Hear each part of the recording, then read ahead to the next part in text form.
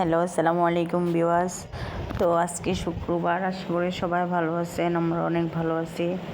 তো আজকে শুক্রবার, এই জন্য আপনাদের ভাইয়া বাসায় ছিল, এই জন্য আমি আজকে সন্ধ্যার রান্না করছি হচ্ছে চিলি চিকেন। এটা সবারই ফেভারিট খাবার। আর হচ্ছে ফ্রাইড রাইস। যাই হোক, রেস্টুরেন্টের মতো তো আর রান্না করতে পারি না, ইনফ্যাক্ট বাসায় নিজের হাতে তৈরি করা খাবার। প্রথমে হচ্ছে আমি চিকেনটা ম্যারিনেট করে নিয়েছি, তারপরে হচ্ছে আমি গাজর, তারপরে ক্যাপসিকাম, পেঁয়াজ এগুলাকে আমি করে নিয়েছি, প্রসেসিং করে নিয়ে এগুলা দিয়ে soya sauce, tomato sauce, cornflour এগুলা দিয়ে আমি সব আইটেমটা তৈরি করে নিয়েছি। তারপরে হচ্ছে আমি এখন টমেটো সস দিয়ে দিতেছি, তারপরে সয়া সস এগুলা দিয়ে আমি এটা কতক্ষণ 5 মিনিটের মতো আমি এটা জাল করে নিব।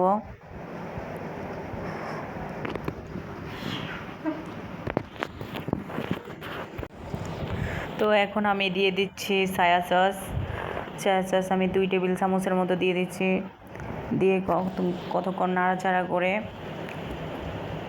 তারপরে স্বাদ মতো লবণ দিয়ে দিচ্ছি। আমি একটু লবণ কমই খাই, বা আপনারা যেটুকু খান স্বাদ মতো লবণ দিয়ে দিবেন। এরপরে হচ্ছে আমি ধনিয়ার গুঁড়ো দিয়ে দিচ্ছি, স্বাদ মতো ধনিয়ার গুঁড়ো দিয়ে লবণ দিয়ে নাড়াচাড়া করতেছি। বাট দেখেন, এটা অনেক সুন্দর একটা ফ্লেভার আসছে, গ্লেসি একটা খাবার আসছে। তারপরে হচ্ছে একটু চিনি দিয়ে দিবেন, সয়া সস, টমেটো সস আর হচ্ছে ভিনেগার আর কর্নফ্লাওয়ার দেওয়ার পরিবর্তে আমি একটু চিনি দিয়ে দিচ্ছি। বাট আমি যদিও অল্প দিছি, আপনারা চাইলে আরও বেশি দিতে পারেন, বা আপনারা চাইলে নাও দিতে পারেন। এখন এটা আমি 10 মিনিটের মতো করে নিব, জাল করে নিব। বাট আমি ফ্রাইড রাইসের সাথে খাবো, তো এই জন্য আমি একটু পানি দিয়ে ফুটিয়ে নেব। আপনারা চাইলে এমনিও নিতে পারেন, শুকনাও খেতে পারেন, বা আমি রাইসের সাথে খাবো, তো এই জন্য আমি একটু হাফ কাপের মতো পানি দিয়ে এটা ফুটিয়ে নেব। তো এখন এটা নাড়াচাড়া করব, বাট এটা তেল ছেড়ে দিলে তারপরে আমি পানি ঢেলে দিব। তো হচ্ছে এখন ভালো করে নাড়াচাড়া করে নিতে হবে, যতক্ষণ না পর্যন্ত এটার উপরে তেল ভাব না আসবে, ততক্ষণ পর্যন্ত আমাদের এটা নাড়াচাড়া করতে হবে। বাট এখন আমি হচ্ছে আগে থেকে কর্নফ্লাওয়ার গলে রাখছি, সেই কর্নফ্লাওয়ারের পানিটা আমি এখানে নেড়ে চেড়ে দিয়ে দিব। আমি 2 চামচ দিচ্ছি, আপনারা চাই আমি 2 টেবিল চামচ দিচ্ছি, আপনারা চাইলে আরও বেশি দিতে পারেন, সেটা আপনাদের স্বাদ মতো আপনারা যতটুকু দেবেন এটাই। বাট এখন আমি এই কর্নফ্লাওয়ার গলানো পানিটা এখানে অ্যাড করব। দেন এখন আমি কর্নফ্লাওয়ারের পানিটা এখানে অ্যাড করছি। তো এখন আমি নাড়া দেব, নেড়ে চেড়ে ভালো করে এটা মিশিয়ে, এটা খাবারের সাথে এটা মিশিয়ে দিব। তো এখন আমি নাড়াচাড়া করব, নাড়াচাড়া করে সব মিশিয়ে নেব। দেখতেই পাচ্ছেন খাবারটা কি এক্সক্লুসিভ হচ্ছে, দেখতে অনেকটা এক্সপেন্সিভ লাগতেছে। তো আপনাদের যদি ভালো লেগে থাকে বা খাবারটাই আমি লেগে থাকে, তাহলে বাসায় একবার ট্রাই করে দেখতে পারেন। এখন আমি পরিমাণ মতো পানি দিয়ে দিব, যেহেতু আমি এটা রাইসের সাথে খাবো, সেহেতু আমি পরিমাণ মতো একটু পানি দিয়ে এটাকে আবার কতক্ষণ জাল করে নিব, ভালো করে নেড়ে চেড়ে দিয়ে জাল করে নেব। কতক্ষণ জাল করে নিলেই এটা ফুটে আসলেই 5 মিনিট ফুটাবো, 5 মিনিট ফুটে ভালো করে বলক আসলেই আমার এটা রেডি। এখন অলরেডি আমার খাবারটা রেডি হয়ে গেছে। এখন হচ্ছে আমি ধনিয়ার গুঁড়া দিয়া, জিরার গুঁড়া দিয়া এটা আমি একবারের জন্য মানে নামিয়ে ফেলাবো, এই জন্য হচ্ছে। তো যাদের এই খাবারটা পছন্দ হয়েছে বা ভালো লাগছে, যে যেখান থেকে দেখেন, ভাই ও আপু সবাই কমেন্টে জানিয়ে যাবেন কী রকম হয়েছে খাবারটা। আর হয়তো আমি প্রথম রান্না করছি, আমি অতটা পারদর্শী না, ইনফ্যাক্ট আমার লাইফের ফার্স্ট টাইম এটা। সবাই জানিয়ে যাবেন, সবাই আমার জন্য দোয়া করবেন, সবাই জানিয়ে যাবেন। এখন হচ্ছে আমি রাইসের জন্য ফ্রাইড রাইস রান্না করব। রাইসের জন্য আমি কিছু মাংস ভেজে নিচ্ছি। কিছু মাংস ভেজে নিচ্ছি আগে আমি রাইসের জন্য। এই জন্য মাংসগুলো আগে থেকে ম্যারিনেট করে রাখছি। এখন আমি মাংসগুলো ফ্যানে দিয়ে দিছি। হাফ কাপ সাদা তেল দিয়ে আমি ফ্যানে মাংসগুলো দিয়ে আমি হালকা ভেজে মাংসগুলো নামিয়ে ফেলবো, কারণ যেহেতু এটা আমি ফ্রাইড রাইস রান্না করব, এই জন্য আমি সেক্ষেত্রে বেশি ভাজবো না। আমি হচ্ছে হালকা ভাজা দিয়ে মাংসগুলো এখন আমি নামিয়ে রাখতেছি। সেক্ষেত্রে আমি মাংসগুলো, যেহেতু আমি আগেই বলছি যে আবার কেউ ব্যাক কমেন্ট করেন না যে এগুলো তো ভালো করে হয় না। হ্যাঁ, ভালো করে হয় না, কারণ যেহেতু আমি করব। তো এখন আমি ফ্রাইড রাইস রান্না করার জন্য আগে আদা কুচি, হাফ চা চামচ আদা কুচি, হাফ চা চামচ রসুন কুচি ও চিকেন দিয়ে আমি ভাজা ভাজা করে এখন আমি কেটে রাখা টমেটো, ক্যাপসিকাম, কাঁচামরিচ, পেঁয়াজ, এগুলা সব রকমের ধরনের সবজিগুলো আমি এখন দিয়ে দিব এখানে। এখানে এগুলো অ্যাড করে আমি কতক্ষণ নাড়াচাড়া করে ভালো করে এগুলো মিশিয়ে আসলে তারপরে এগুলো নাড়াচাড়া করে ভালো করে মিশিয়ে আমি স্বাদ মতো, তো দেখতেই পারছেন আমি এগুলো সব অ্যাড করছি। অ্যাড করার পরে আমি নাড়াচাড়া করতেছি। চুলার আঁচ একবারে মিডিয়াম হিটে দিয়ে আমি এগুলো করতেছি। বেশি ফুল হিটে দিলে এগুলো পুড়ে যাওয়ার সম্ভাবনা থাকবো বা লেগে যাওয়ার। এখন আমি দিয়ে দিচ্ছি 1 চা টেবিলের মতো সস। আপনারা চাইলে আরও বেশি দিতে পারেন, বাট আমি এতটুকুই দিছি। আর চুলার হিটটা অনেক মিডিয়ামে রাখবেন, যেহেতু যদি মিডিয়ামে না রাখেন, হাই হিটে রাখেন, তাহলে পুড়ে যাওয়ার সম্ভাবনা থাকতে পারে।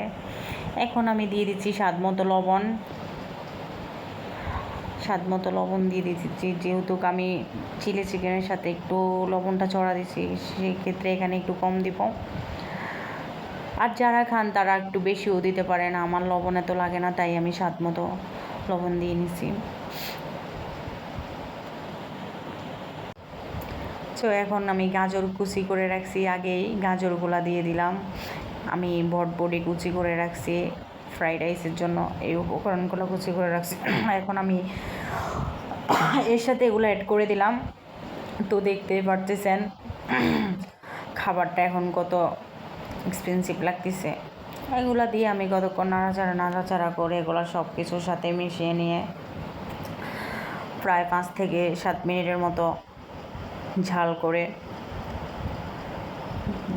দিচ্ছি। তারপরে আমি এখন দিয়ে দিচ্ছি সয়া সস দিয়ে আবার এগুলো সয়া সসের সাথে মিশিয়ে ভালো করে নেড়ে চেড়ে দিয়ে আবার কতক্ষণ ঝাল করে, তো এখন আমি এগুলো সব মিশিয়ে নিচ্ছি। নিয়ে দেখতেই পাচ্ছেন যে অনেকটাই হয়ে গেছে। এখন আমি ধনিয়ার গুঁড়ো ঢেলে দিচ্ছি। আমি স্বাদ মতো ধনিয়ার গুঁড়ো দিয়ে আবার এটাকে মিশিয়ে নিয়ে নাড়াচাড়া করে আবার এটাকে মিশিয়ে নিয়ে এখন আমি একবারে মিডিয়াম হিটে এটাকে চুলার আঁচকে মিডিয়াম হিটে স্লো করে দিয়ে আমি এটাকে নাড়াচাড়া করতেছি।